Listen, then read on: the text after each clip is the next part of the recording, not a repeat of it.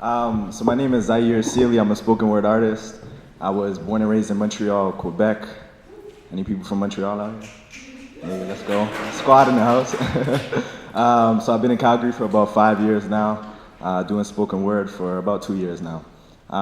So yeah, I'm so honored and privileged and blessed to be here tonight with you guys and just to share my story. So this is a menace to your society.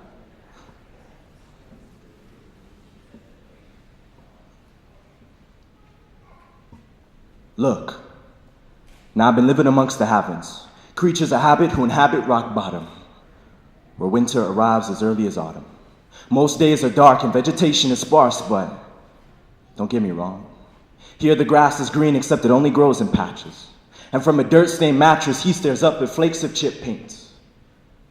Now please, somebody offer me a solution. Because I can see the noose is beginning to tighten, and to be honest, I'm more than a little frightened. Forced to hustle on the devil's playground. He's been labeled a menace from the age of 11. Now it's been a decade since, and it's safe to say he no longer exists. On the grave shift, haggling with Moroccan merchants. Fueled by gas, we puff, puff, and pass. But it's funny how our drives seem slow. Our ambitions still to climb this slippery slope, yet we're still so powerless to resist the labyrinth because we know those who came within an inch were either pinched or lynched. Listen. You really think I want to be in this position? With a plastic wrapped couch and a parrot flying around my mother's house? I've been looking for a path out. But every corner I creep around, I meet a dead end. I'm in debt and on trial for trafficking. So young king, I hope you've enjoyed your guilt trip, but this is how we live. We bitter youth that bit off more than we could chew. Emotionally emotionless with savage attitudes. You ever wonder where you would have ended up if you had stayed here long enough? Without a God-fearing father, a lioness for a mother, this jungle-esque appearance might attract a fool on his errands. And no, my parents never said stay close to home. So I roam. And went in, I did as they did, though I was only a kid. So forgive me for being lost, but I'm not one to have a boss and I have bills to pay. You see now the problems that plague us dregs. Stillborn babies nearly discarded in the garbage. And who knows? Maybe we should have been. Damn, that's the life of a young black man. But it's the gaping wounds that allow your light to shine through. Yeah, you're stuck in between a rock and a hard place, but why take it for granted when you can take it for coal under pressure, a diamond assembles. But now as I write this, the skies are washed with dark clouds. I picture his parched lips and I can hardly stomach it.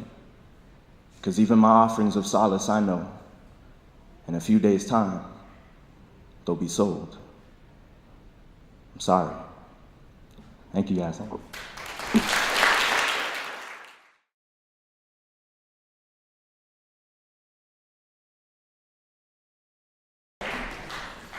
My bad, I don't mean to hit you guys so heavy on some serious deep stuff. But yeah, for me that was a real experience, as difficult as it was maybe for you, some of you guys to hear that. It was very shocking for me to come face to face with that reality, because you know, I grew up in a two-parent household. I had my brothers had a lot of positive reinforcements when just down the street there was a different reality going on. You know, I watched my friend go from selling sodas to selling drugs, you know, and for me coming back to Montreal and seeing that and spending time with him really just challenged my perspective and view of life. And you know, it challenged me in the way that I had to see there was a difference between convicting and condemnation. You know, and for me, convicting someone is doing it out of love, wanting them to change their ways, but condemning someone is just really, they're a lost cause, forget about it. You know, so I wanted to approach him in that way, and at the time, I felt as though I wasn't able to. So there's kind of like a second part to that story, and it's kind of based on his life, but there's some of my other friends in Montreal who are still selling drugs or in prison, and you know, just for me understanding that these words really do have power, and we just, you know, if we continually just speak positive things over people and for people, and we just constantly support them, you know, sometimes you have to go through terrible things, you know, but you can get to a better place. So this part is called Cell Block Woes.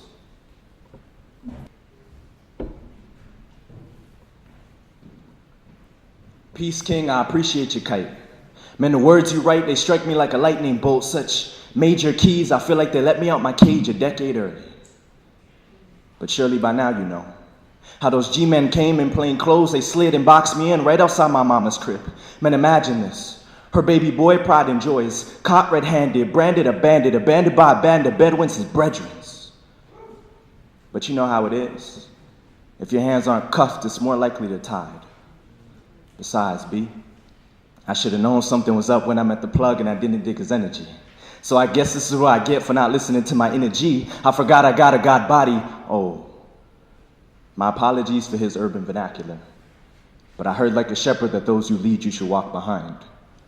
So it's my hope that you're listening with your heart and not your mind. Anyway, as he was saying, son, I swear I was about to knock over the chair, gasping for air when a flash of light appeared and your letter fell on the floor of my cell. I dropped to my knees and started to read.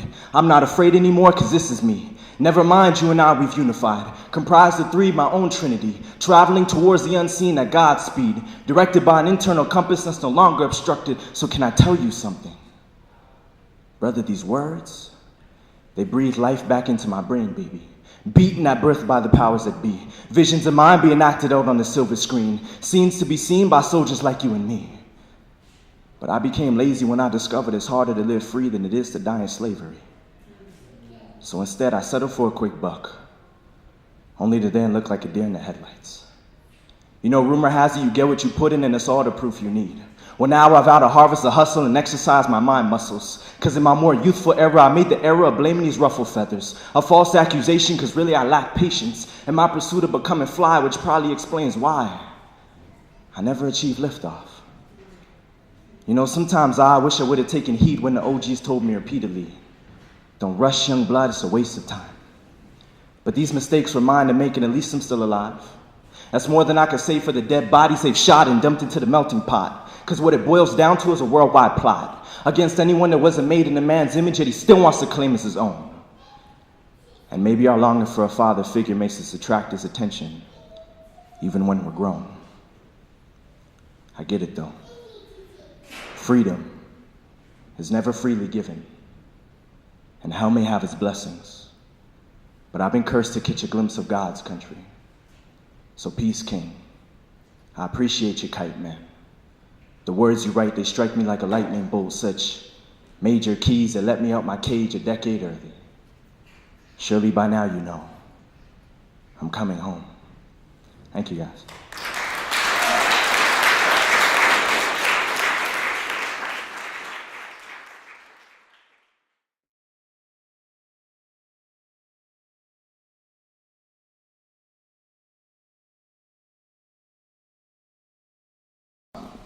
You know, just putting those two pieces together, kind of that whole experience really pushed me to be in Calgary, just to launch, to do something, you know, to want to do more, to get involved in my community here, because I realized in comparison to Montreal, Calgary's a relatively young city, young place.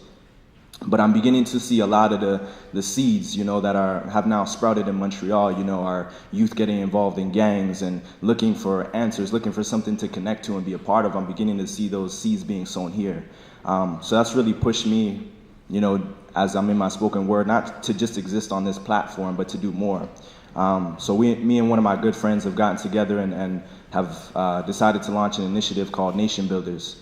And really it's just geared towards establishing programs for the youth, just to show different disciplines, you know. And I realized in Montreal, even though we had been given particular opportunities, it wasn't presented in a way that was attractive to us. It wasn't spoken in our language, you know. So that's really our aim, to introduce different disciplines and ways of thinking to reach the youth where they're at, you know. And for me, that's the biggest thing.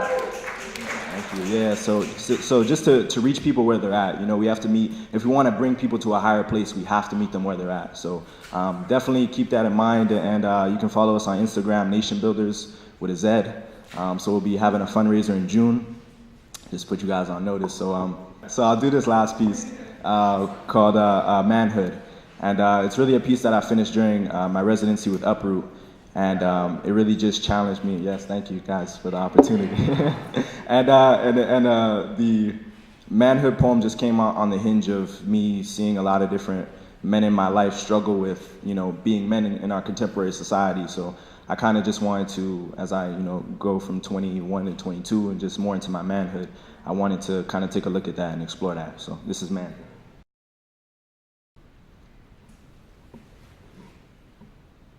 So far, I've been finding it kind of hard to don my manhood, as the hero of history has lived long enough to see himself become the villain.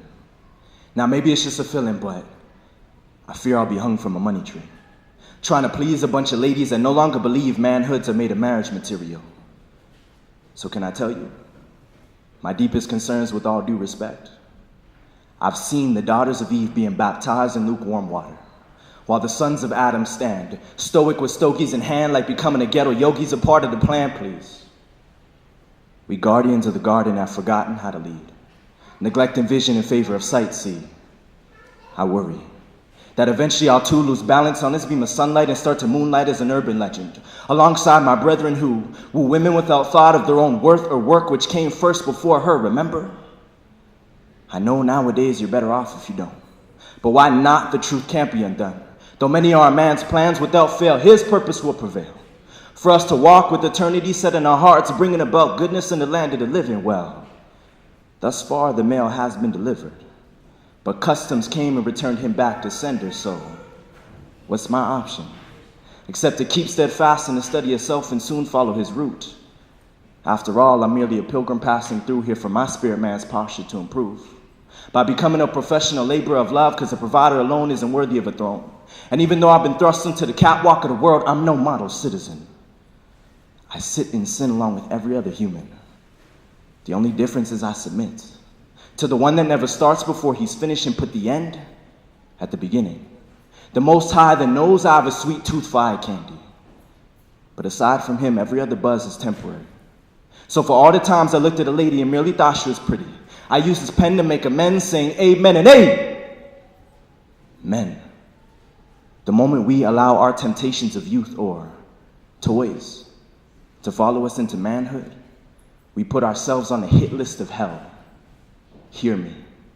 Beloved brothers, we've been called to be sowers, reaping the seeds of our kingdom identity, to stitch its fabric into manhoods that won't fit the fashion police's description. And maybe that's exactly why they'll be the most wanted.